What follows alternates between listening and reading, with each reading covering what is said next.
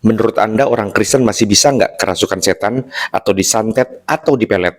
Pertanyaan ini sering banget muncul dan jujur, wajar kalau kita penasaran. Karena kita nggak hidup di dunia yang fisik saja tapi juga penuh dengan realitas rohani. Sekarang mari kita jawab pelan-pelan. Kalau seseorang sudah sungguh-sungguh percaya Yesus, Roh Kudus tinggal di dalam dirinya karena tubuh kita adalah bait Roh Kudus.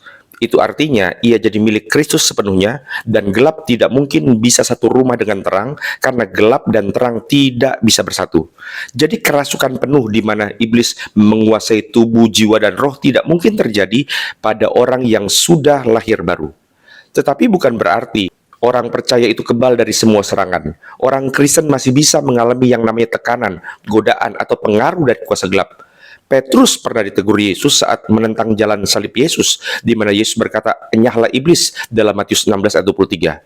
Paulus pun menulis tentang utusan iblis yang mengganggunya, yang dia sebut sebagai duri dalam daging, 2 Korintus 12 ayat 7. Jadi jelas peperangan rohani tetap nyata.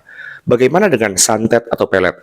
Jadi orang yang tidak mempan santet atau pelet, itu ada cirinya. Suka ibadah, beriman, jaga pikiran.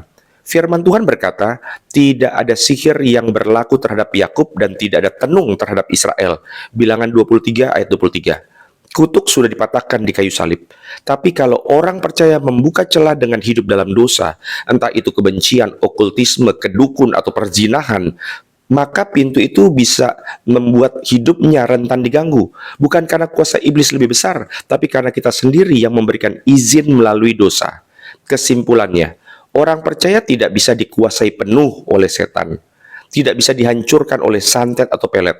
Karena darah Yesus jauh lebih berkuasa. Tapi kita tetap harus berjaga-jaga, jangan memberi celah sedikit pun kepada iblis. Ingatlah satu hal ini, kegelapan memang bisa menakut-nakuti, tetapi ia tidak bisa mengalahkan kita, karena satu tetes darah Kristus lebih kuat daripada seluruh kuasa iblis di dunia ini.